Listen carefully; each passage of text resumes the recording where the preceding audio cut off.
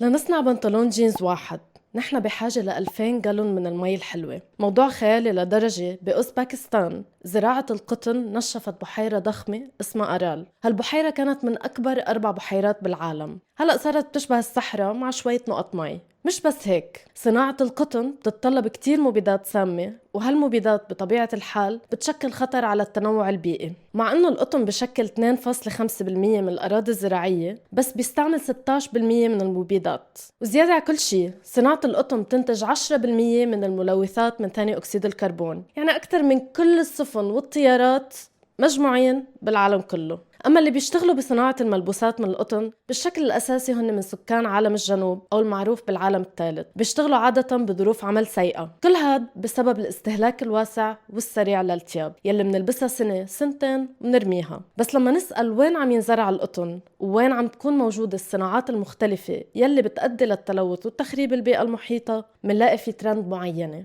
هون بيجي السؤال الأهم، مين المسؤول عن التغير المناخي؟ ومين عم يدفع الثمن الأكبر خلال الأزمات البيئية؟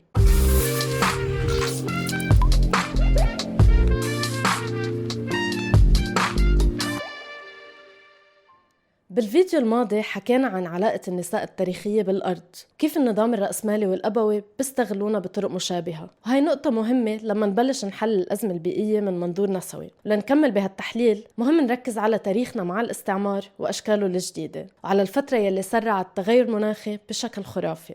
الجزء الأول، تراث الاستعمار.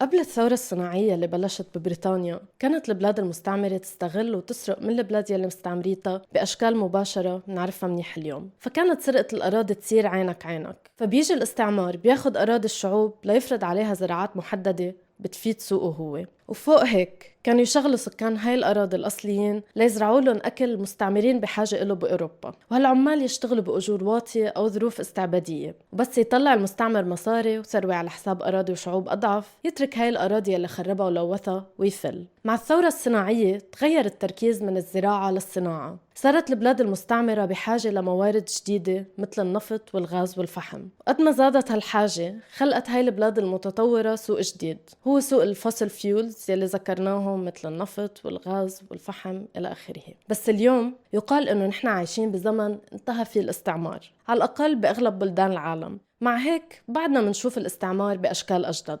هذا الاستعمار بعده مبني على استخراج الموارد من البلاد الفقيرة والمنهارة وتركهم مع آثار التلوث والدمار البيئي. فبتصير الشركات وسياسات الدول الغنية هي اللي عم تسرق الأراضي حتى لو اشترتها، وعلى الأغلب بمبلغ كتير ضئيل. فإذا أنا كنت حكومة بلد غني أو شركة ضخمة، بيكون عندي سلطة على شو البلاد الفقيرة فيها تعمل بالقطاع الزراعي، فعندي قوة أحط سياسات الاستيراد والتصدير لهي البلاد الفقيرة بناء على شو شعبي بده. إذا شعبي بده قطن بدل القمح، هاي البلاد بدها تزرع قطن حتى لو مات شعبه من الجوع أو جفت أراضيه. وإذا هاي السياسات ما عم تشتغل، حكومات البلاد الغنية فيها تشن حرب أو اجتياح بكل بساطة، تاخد يلي بدها إياه من موارد وتبرر الموضوع إنها عم تحرر هالبلاد الفقيرة وتنشر فيها الديمقراطية. على الحالتين الحكومات الغنية والشركات بتتعامل مع بلادنا وأراضينا وطبيعتنا كسوق استخراج ثروة. مش بس هيك، بتتعامل معنا نحن كمزبلة لصناعاتها وتطورها. الجزء الثاني، البلاد الغنية بتلوث والبلاد الفقيرة بتدفع الثمن.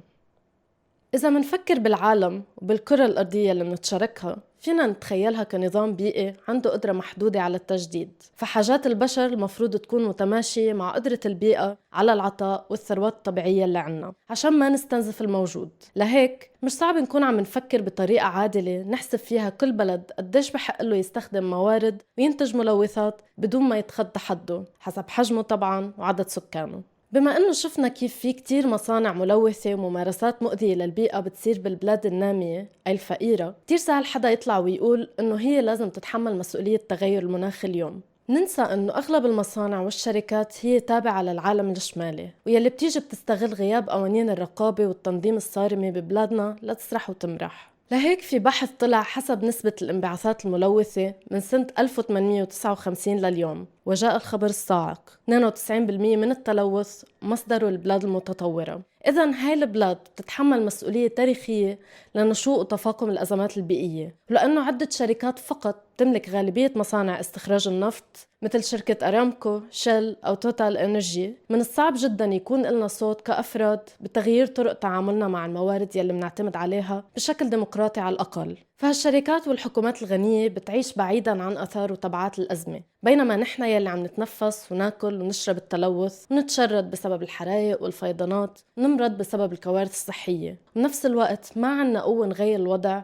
لأنه لا بنملك المصانع ولا الأراضي ولا رأس المال، ولا إلنا أي صوت بالحوارات والمؤتمرات البيئية سياسات الحكومات، علما أن وتيرة ارتفاع الحرارة بمنطقتنا الجغرافية هي أعلى من المعدل العام. كمان نحن عايشين ببلاد مش مهيئة لكل هالتغيرات من ناحية البنى التحتية ولا البيوت والبنايات ولا الخدمات الصحية ولا خيارات الطاقة البديلة وكتير أمور أخرى. شفنا نتيجة غيابها بآخر أسبوعين بالمغرب، ليبيا، مصر، اليونان والبرازيل. يعني نحن منعيش أثار التغير المناخي بشكل غير متساوي حتى ضمن البلد الواحد. فالبلاد يلي عندها تمييز على صعود مختلفة رح يزيد فيها هذا التمييز بالأزمات وتبين تبعاته، مثل ما صار مثلا ببنغلاديش وقت صار في فيضان سنة 1991 و90% من الموتى كانوا نساء، لأنه ممنوع يتركوا بيوتهم أو ما تعلموا سباحة أو لباسهم التقليدي بيعيق قدرتهم على السباحة. الجزء الثالث والأخير: الدين البيئي.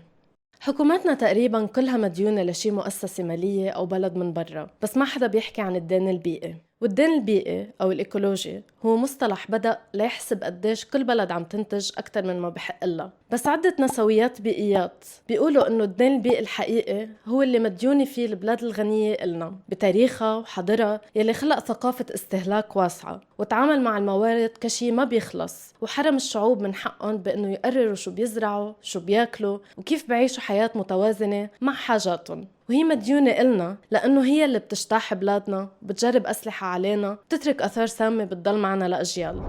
بالرغم من ظلامية الحديث، لكن في عدة اقتراحات موجودة لتخفيف وتيرة التغير المناخي، منها المنيح ومنها يلي برقع للمشاكل الحقيقية، ومنها مبادرات مختلفة بلشتها نساء حول العالم رح نحكي عنهم بالفيديو الجاي. خبروني بالتعليقات إذا بتعرفوا مبادرات بيئية بتحبوا تشاركوها، وإذا حبيتوا الحلقة فيكن تدعموا مادياً عبر باتريون أو بتعملوا لايك وسبسكرايب. بشوفكم بالحلقة الجاية.